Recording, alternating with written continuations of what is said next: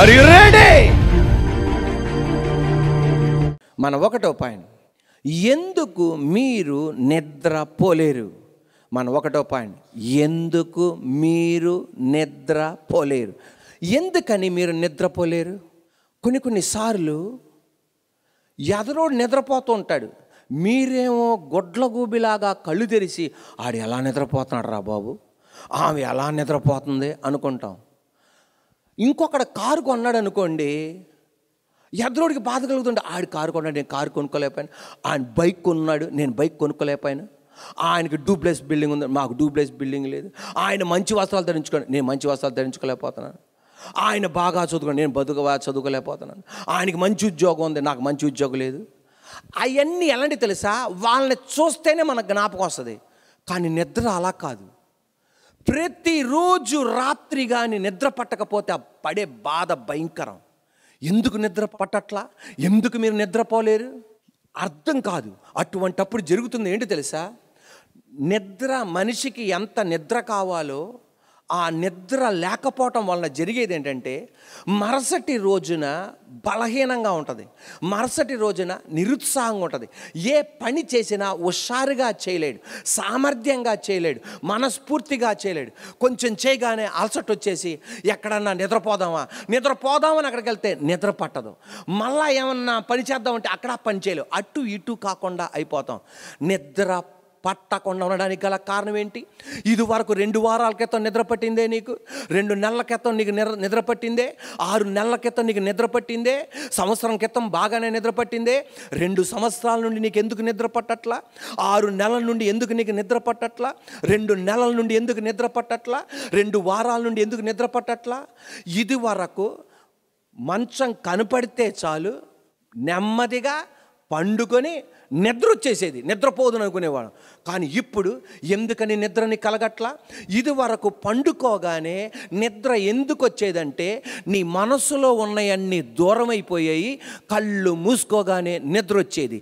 ఇప్పుడు అలా కాదు. నువ్వు పండుకోగానే మనసులో ఉన్న ఈ దూరం అవట్ల, అన్నీ దూరమైనా ఒకటి నీ మనసులో నుండి దూరం అవట్ల. దాన్నే ఆలోచించటం వలన, దాన్నే గురి పెట్టడం వలన నీకు ఏం కలగట్లా? నిద్ర కలగట్లా.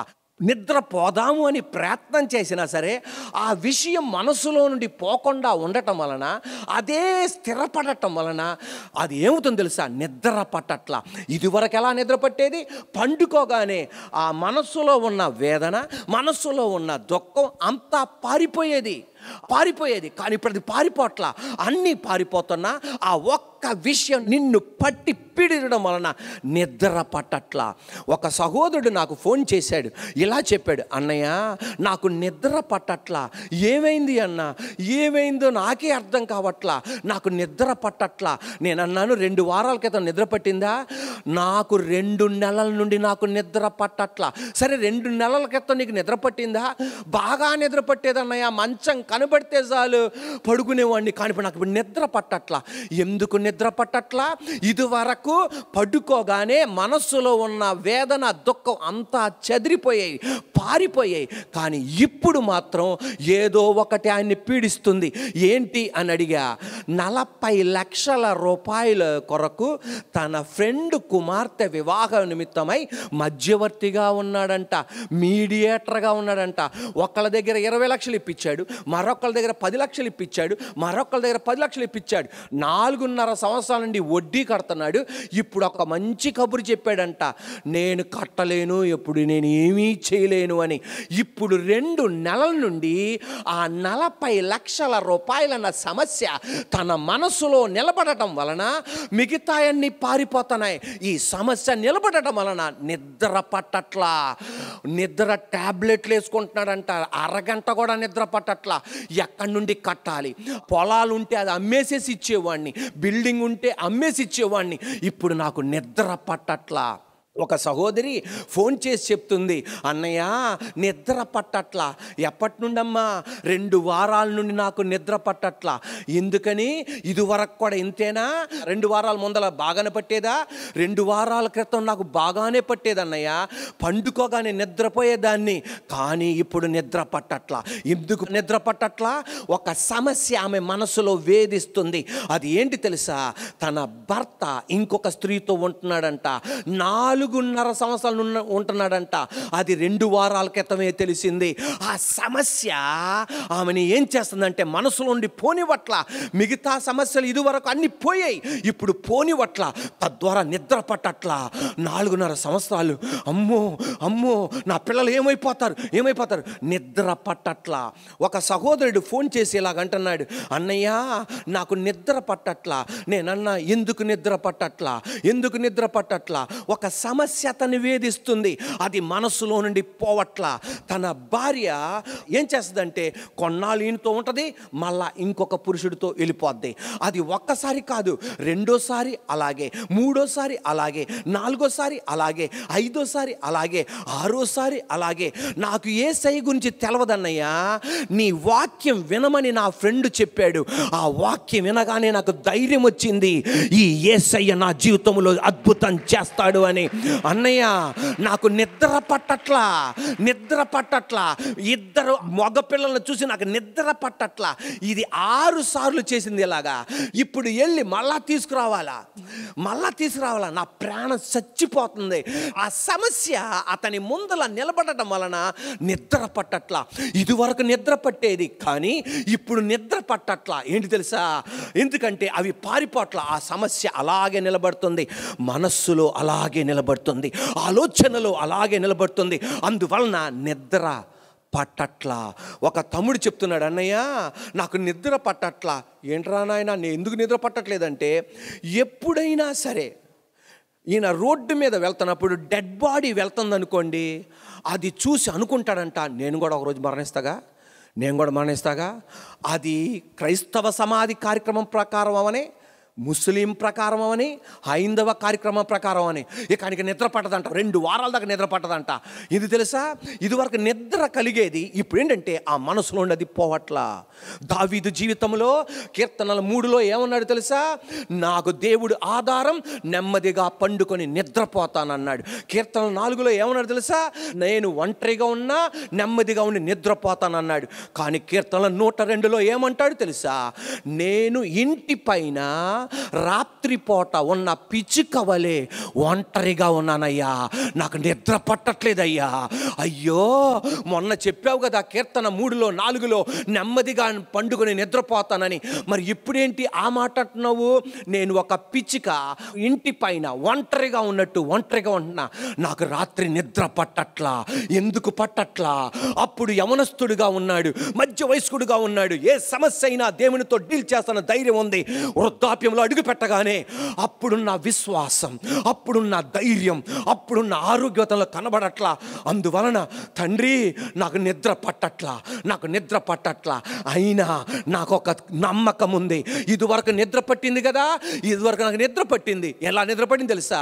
నా మనసులో అన్నీ నాకు దూరం అయిపోయాయి, నాకు నిద్ర పట్టేది. కానీ ఇప్పుడు నా మనసులోండి దూరం అవ్వట్ల. ఆ సమస్య నాకు కనబడుతుంది. తర్వాత ఎలా, సింహాసనం ఎలా, తర్వాత ఎలా, అదే నాకు కనబడుతుంది. కానీ దావీదు చేసింది ఏంటి తెలుసా?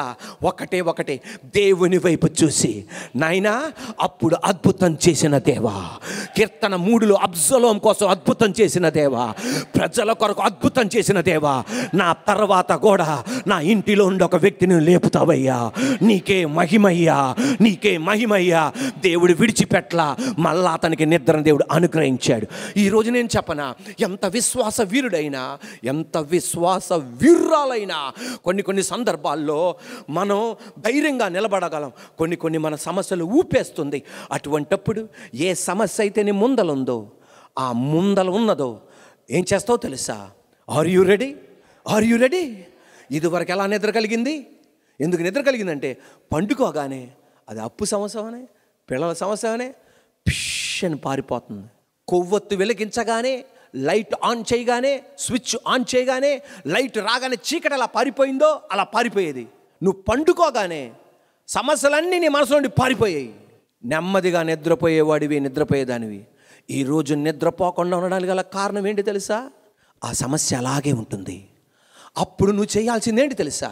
నీకు చదువు వస్తే ఒక కాగితం తీసుకో, రాయడం వస్తే ఒక కాగితం తీసుకో.